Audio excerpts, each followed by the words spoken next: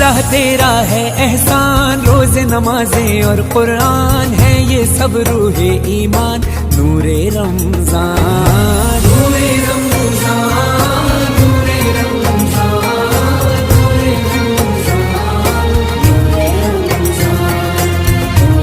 رمضان۔ السلام علیکم ورحمۃ اللہ وبرکاتہ۔ محترم سامعین و ناظرین حضرات، میری آج کی گفتگو کا موضوع ہے شب قدر کے اندر ہمیں کون سے اعمال کرنے چاہیے، ہمیں شب قدر کے اندر کیا کرنا چاہیے، کیونکہ یہ رات بہت ہی زیادہ متبرک رات ہے، عظمت والی رات ہے، رحمت والی رات ہے، سلامتی والی رات ہے۔ اللہ تعالیٰ نے ارشاد فرمایا لیلۃ القدر خیر من الف شہر، یہ رات 1000 مہینوں سے زیادہ افضل اور بہتر ہے۔ لہذا ہمیں قرآن اور حدیث کی روشنی میں یہ دیکھنا چاہیے کہ ہمیں اس رات کے اندر کون سے اعمال کرنے چاہیے، تاکہ یہ رات جو عظمت والی رات ہے ہمارے حق میں 1000 مہینوں سے زیادہ افضل اور بہتر بنے۔ رسول اللہ صلی اللہ علیہ وسلم نے ارشاد فرمایا من قام لیلۃ القدر ایمانا واحتسابا غفر له ما تقدم من ذنبه، جو آدمی لیلۃ القدر کے اندر قیام کرے گا ایمان کے ساتھ، یقین کے ساتھ، گناہوں سے بچتے ہوئے، تو اس کے اگلے اور پچھلے سارے صغیرہ گناہ معاف ہو جاتے۔ تو اس حدیث پاک میں رسول اللہ صلی اللہ علیہ وسلم نے ارشاد فرمایا من قام لیلۃ القدر، جو لیلۃ القدر کے اندر کھڑا رہا، یعنی نوافل پڑھے، لیلۃ القدر کے اندر کھڑا رہا یعنی اکثر وقت تراویح کے اندر گزارا۔ جو آدمی لیلۃ القدر کے اندر کھڑا رہا، نوافل میں وقت گزارا، تراویح کے اندر وقت گزارا، اور اللہ تعالیٰ سے امید تھی کہ اللہ تعالیٰ میرے گناہوں کو معاف فرمائے گا، گناہوں سے بچتا رہا، تو رسول اللہ صلی اللہ علیہ وسلم نے ارشاد فرمایا اس کے اگلے پچھلے سارے گناہ معاف ہو جاتے ہیں۔ یہ روایت بخاری شریف میں، اور اس کا نمبر ہے 1901۔ اس حدیث سے پتہ چلتا ہے ہمیں اس رات کے اندر زیادہ سے زیادہ وقت قیام کے اندر گزارنا چاہیے، کھڑے ہو کر اللہ تعالیٰ کے سامنے عبادت کرنی چاہیے، نوافل پڑھنے چاہیے، تراویح کے اندر زیادہ سے زیادہ وقت گزارنا چاہیے۔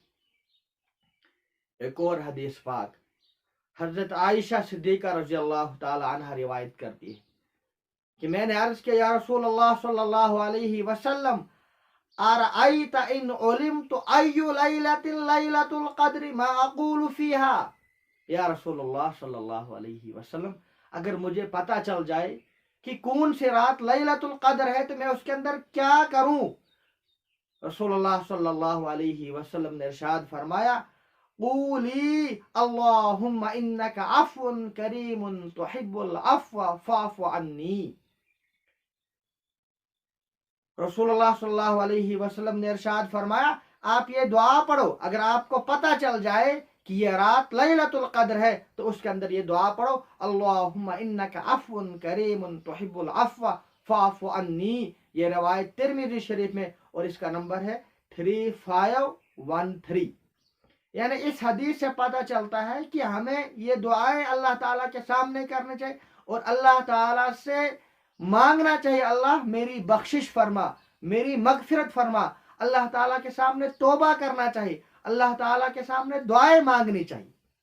زیادہ سے زیادہ وقت قیام کے اندر، نوافل کے اندر، تراویح کے اندر، ذکر و اذکار کے اندر، دعاؤں کے اندر گزارنا چاہیے۔ جب ہم زیادہ سے زیادہ وقت تراویح کے اندر، نوافل کے اندر، ذکر و اذکار کے اندر، دعاؤں کے اندر، توبے کے اندر گزاریں گے تو یہ رات ہمارے حق میں 1000 مہینوں سے زیادہ افضل اور بہتر بنے۔